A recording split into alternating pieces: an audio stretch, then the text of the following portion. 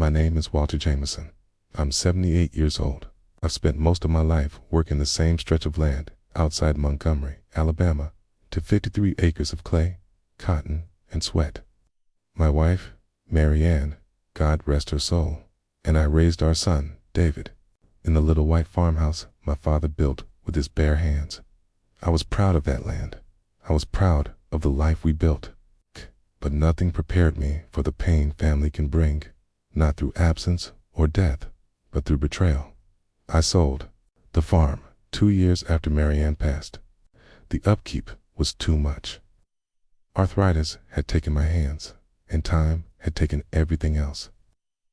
I moved into a smaller place in town and gave David and his wife enough to pay off their mortgage. It felt good, like I was still useful, like I mattered before. We continue. Please subscribe to the channel and let us know where you're listening from in the comments. It really helps us out. David is my only child.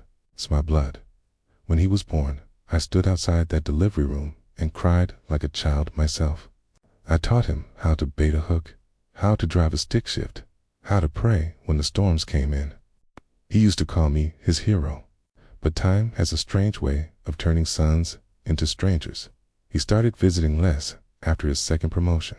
He became busier, more polished. His wife, Lisa, always made me feel like a stain on their clean white rug.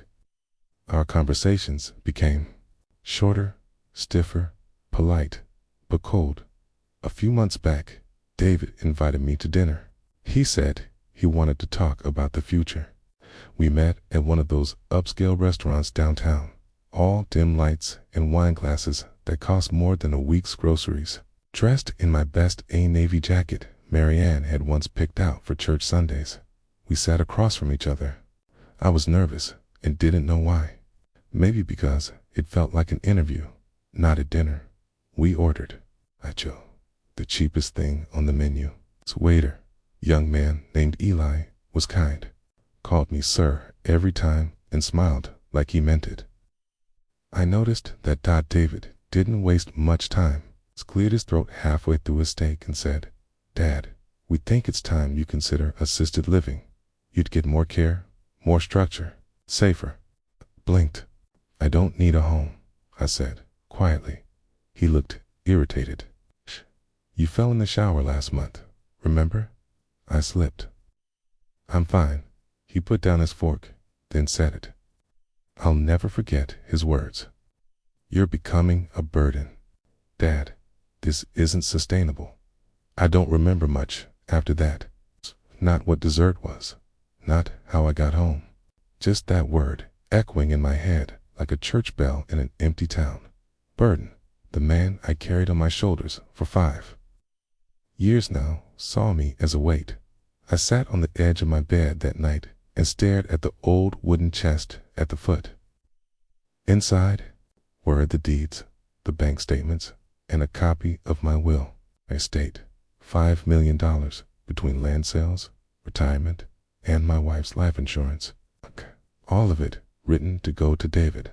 But something inside me, something deep, old, and sacred, shifted that night. I thought about my life, my sacrifices, my wife. The way David smiled as a boy when I built him his first treehouse. The way he now looked at me like a broken tool. And I thought about Eli, the young waiter. A stranger who treated me with more respect in 1 hour than my own son had in a year. I didn't sleep that night. Instead, I wrote a new will, and I changed everything the next morning. I went to the lawyer who helped me set up the original will. His office was a quiet little place near the courthouse. Smelled like leather books and dust.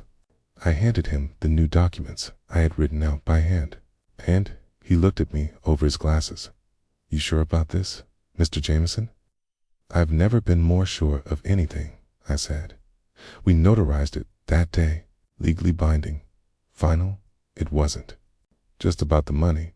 It was about what the money represented. I had given David every chance to see me, to truly see me. Not as a burden, not as an obligation, but as a father who still loved him, who still remembered every scraped knee and bedtime story. He had made his choice. 3 weeks later, I returned to that restaurant. Same corner table, same dim lights, and to my quiet surprise, the same waiter, Eli. He recognized me and smiled. "Good to see you again, sir. Have you been?" I paused a moment, then told him the truth. "Better, actually." He served me like I mattered, asked how I liked my food, took time to chat, even though it was a busy Friday night. Asked him about his life. Turns out he was 23, studying to be a nurse. Grew up helping his grandmother until she passed. Said he always wanted to care for people like she cared for him. He worked 2 jobs to pay tuition, barely making rent. That night, after paying the bill, I slipped him a folded note. He looked confused. "What's this?" "It's just something I want you to read when your shift ends," I said, shaking his hand. "And don't lose it." The note read, "Dear Eli, you treated an old man with kindness when you didn't have to. You saw me when my own son wouldn't, and that means more than I can say. I've made arrangements for my estate to go to you. All of it, the house, the accounts, the land that was sold. It's now in your name. Live your life. Finish your studies. Care for people. And never forget that small kindness can change a life. With gratitude, Walter James." And I didn't hear from Eli for weeks. I figured maybe he thought it was a joke, or maybe he hadn't read it at all. But then, one quiet Sunday morning, I heard a knock at my door. When I opened it, Eli stood there, his eyes red, hands shaking. I didn't know what to say," he stammered. "I thought it was a prank, but your lawyer called. It's real, it's real." I nodded. "And it's yours now." He hugged me, tight, like a son would, and in that moment, I felt peace. The fallout came later, of course. David found out when the lawyer sent the letter. He showed up at my house, angry, yelling, demanding answers. "You gave everything to some waiter. You cut me out like I was nothing." I looked at him, really looked at him, and then I said the words I had held in my heart for months. "You called me a burden, David. You made me feel small in a world I built with my own 2 hands. You forgot who I was." But he didn't. He left that day without another word. Haven't seen him since.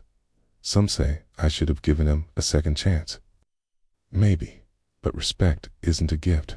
It's a choice. And he made his Eli visits often now.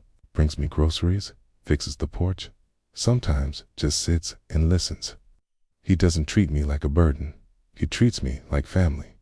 Justice isn't always loud. Sometimes it's quiet. It looks like peace. It feels like finally being seen.